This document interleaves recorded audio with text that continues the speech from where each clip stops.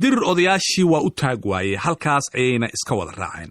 nasiib darro, markii xafiiskii la tegay Waasuge iyo Warsame, albaabka ayaa lagu celiyey. si weyn ayayna odayaashu amuurtaasi uga xumaadeen, iyagoo u qaatay sharaf darro loola qasday oo aan mudankooda ahayn.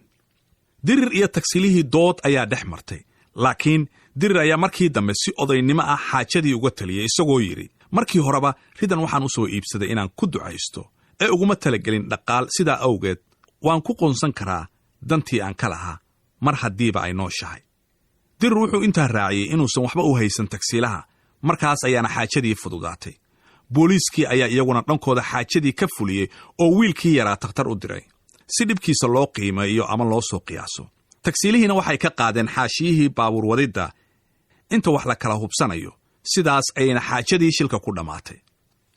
odayaashii waxay iska fadhiyeen dibadda, iyagoo carabistood la ah, laakiin waxay haddana iyaga la ahayd in maslax iyo marag mid uun loogu yeeri doono. Warsame waxa uu niyadda iska leeyahay, dirir ayaa raalli ka ahaa in dibadda laydinku celiyo, ee hadduu booliiska amar siin lahaa taniba idinma qabsateen.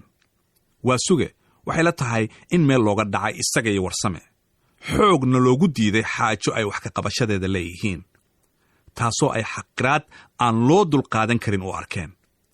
mas'aladaas wuxuu Waasuge maalintaasi ku soo xasuustay gabaygii Saahid Qamaan ee ahaa, rag waxaan ku maamulay aqaan ama ku maamuusi, mase inaan nahay oo tolnimo meerto noo tahay, aan weliba kaga miilcaddahay miirsadii daniye, masallaha ninkaan ii dhigayn midig ma saaraayo, ninkii aniga iga maarmi kara uma muraad yeesho.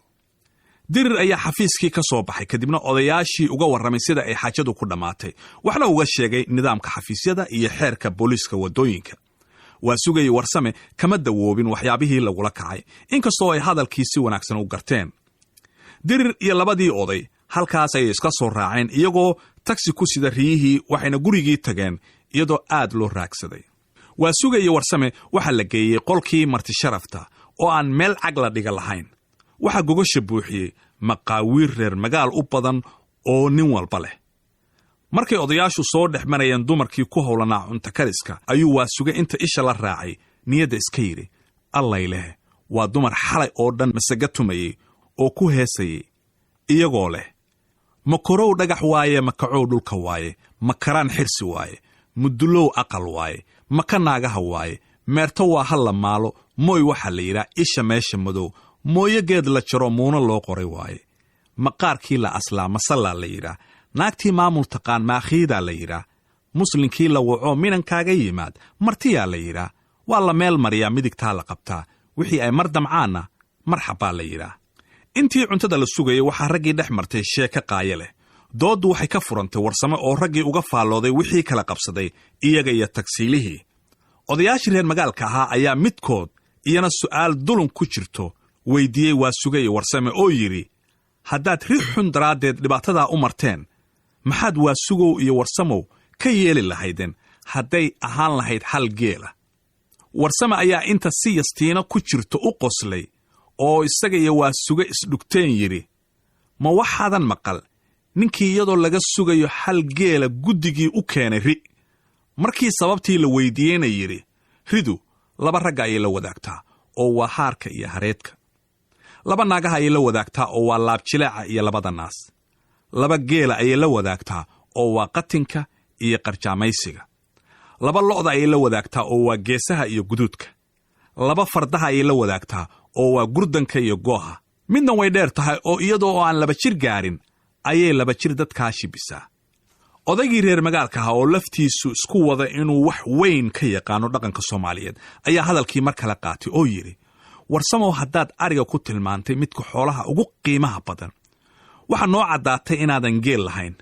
sidaa daraaddeed way ku furan tahay inaad riyaha ammaantid, mar haddaadan aqoonba u lahayn qiimaha geela. isagoo sii wata ayuu hadalkiisii su'aal ugu dambaysiiyey oo uu yidhi, waxaa sideedaba Warsamow iga su'aalah, marka aad sidaa u hadlaysid, ma waxaadan maqal gabaygii ku saabsanaa ammaanta geela ee Cumar Isteeliya ee ahaa, ajal dhimatay oo laba qabiil eedi kala gaartay, afyaraha hadday soo gurt nimankii aarsaayi, akhyaar iyo cuqaal loo guriyo odayo loo sooco, wax aqoonta xaajadu hadday aad isugu raagto, 100 awrku dheer yahay haddii ooda laga qaado, markaasaa ninkii iilka galay lagu ilaawaaye, adduunyada wax nooloo la siman ku arki maysaane. markii gabaygii la dhegaystay ayaa reer magaalkii oo dhan si hiilla ay ku jirto u qosleen, qaarkoodna inta ay joogsadeen ayayba salaan iyo hambalyo u dhiibeen ninkii isaga ahaa. markaasuu isaguna inta joogsaday raggii oo dhanna gacan qaaday, oo intaas kuma ekaysana dadkii dibadda fadhiyey yara qooraansaday, bal in dumarkuna ay qoslayaan iyo in kale. waa sugaya warsame aad ayay uga qiiroodeen markii ay arkeen sida reer magaalku isugu camirayo sheekada. waxaana iyagoo aan iska warhayn mid waliba umuurtaasi uu ku soo xusuustay mahmaahdii ahayd, nin geed u buuxo ayay gari u go'daa. isgarabsiga reer magaalku waxay odayaashii ku abuurtay qab iyo qiiro. midkoodna walwal kama qabin in suugaanta Soomaaliyeed looga guul helayo. waa rag ku caanbaxay aftahannimo, waayo aragnimana ay u dheer tahay. iyadoo la bullaamayo oo reer magaalkii madaxa isku garaacayo qosol daraaddii, ayuu waa sugay inta giddigood isha la raacay oo warsame garabka jug ku siiyey, qosol yarna dhag ka siiyey. markaasaa inta la aamusay isaga la soo wada dhugtay. waa suga waxaa sidaa ugu sugnaatay in hadal laga sugayo. markaasuu inta si la yaqaan fadhiga ugu nagaaday, tusaalooyin hujuum ah hadalkiisii uu ku bilaabay. intuusan hirarkiisii furfurin, isla markiiba wuxuu isagoo ku luuqaynaya reer magaalkii u tirshay gabaygii Faarax Xuseen ee ahaa, haddaan doono waan dhihi karaa diigashiya faane, anoon diririn waan ridi karaa daqarro waaweyne, dadka eebbahay caabudkiis baan isaga daayey. dirandiriyo waan geli karaa dunin islaameede, dudo nabada waan gelin karaa dab iyo qiiqiise, in namiim cadaab dalaq la siin baan isaga daayey.